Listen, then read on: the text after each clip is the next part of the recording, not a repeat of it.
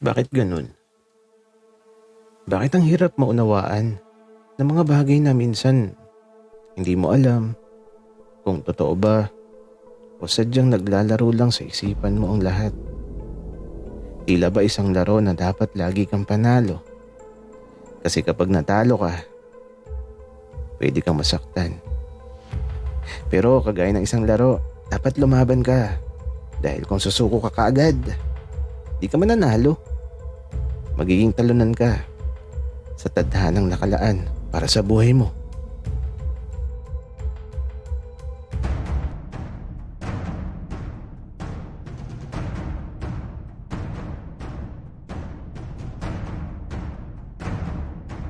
Kaibigan, huwag mong kalimutan mag-subscribe sa aming channel at huwag din kalimutan i-click ang notification bell at subscribe button. Subscribe na!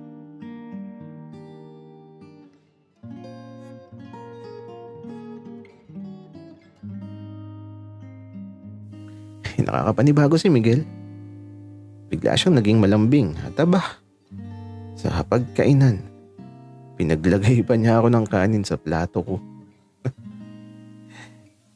Nahiya tuloy ako sa papa niya na nakatingin sa akin. Kaya nung lalagyan na din niya ako ng ulam, pinigilan ko na at nagkusa na lang ako. Ano bang nangyari kay Miguel? Akala ko ba ayaw niyang mahalata siya? Pero bakit ngayon? Parang ipinapahalata niya sadya. Matapos makakain, maliligo naman. At aba, ayaw sumabay. Nag-iinarte. Eh di wag kung ayaw. May sarili kasi siyang banyo sa kwarto. At eto, matapos makaligo, nagbihis lang. At diretso na kami kaagad sa simbahan. Kasama ang papa at mama niya. Medyo naiilang ako sa mga kinikilos ni Miguel. Akala ko ba ayaw niyang ipahalata. Pero halatang halata na siya. Kaya naman, matapos makapagsimba, namasyal pa kami kung saan. Dinala nila ako sa kabundukan at doon pa kami kumain. Napakalamig. At habang nakatabay kami sa bundok, inaya ko muna si Miguel na maglakad-lakad sa gilid ng daan.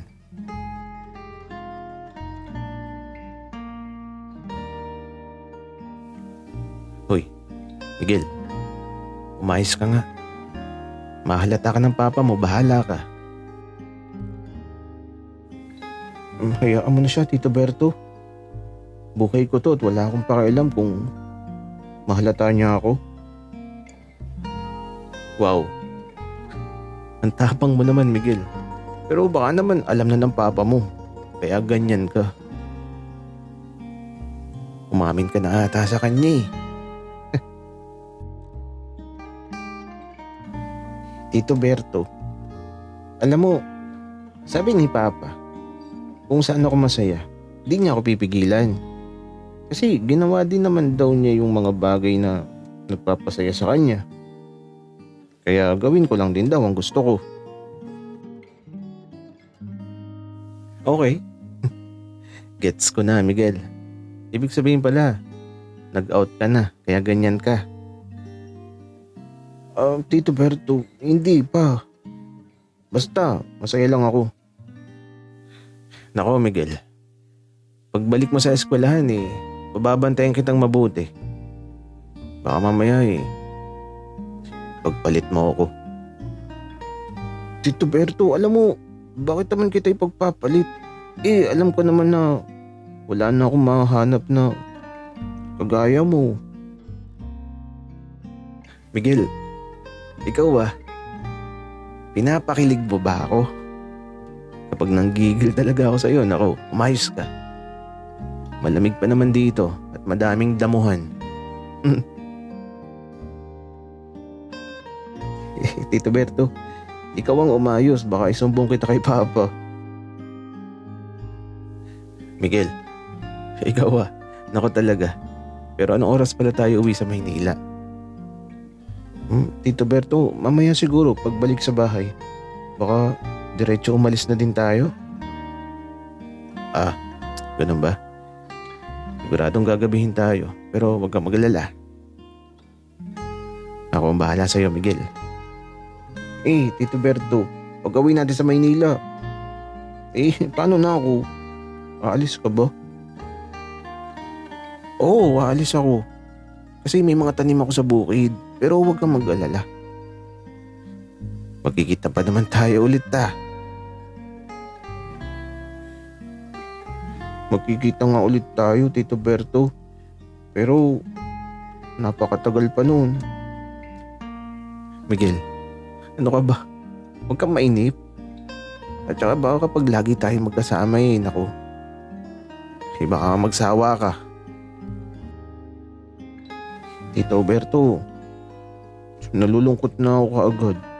Sigurado kasing mamimiss kita. Miguel, ako din naman. Mamimiss din kita pero kailangan natin magkalayo saglit. At saka, ikaw naman ang pumasyal sa bahay. Mangangabay ulit tayo sa hasyenda ni Don Ramon. Tito Berto, hindi ko kaya. Miguel, umayos ka nga. Para kang namatay at kalmahan mo lang. Sorry na, Tito Berto.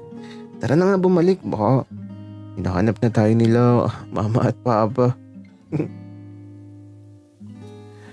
Nako, Miguel. Baka hinahanap na talaga tayo. Pero pakis muna ako bago tayo bumalik. Wika ako. Habang si Miguel eto, luminga sa kanan at kaliwa. At nang wala siyang makitang tao, eto, hinalikan niya ako bigla sa labi ko. At matapos ang halikaba, iniwan ako. Ayun siya. Tumakbo papalayo. Ang kulit talaga ni Miguel. Ay nako, parang batang tumatakbo. Kaya naman, pagbalik namin sa mama at papa niya, umuwi na din kami kaagad sa kanila. Diretso ayos lang ng gamit si Miguel. Habang ako, eto, nasa sala. At nilapitan ako bigla ng papa niya. Iho, kumusta? Nag-enjoy ka ba?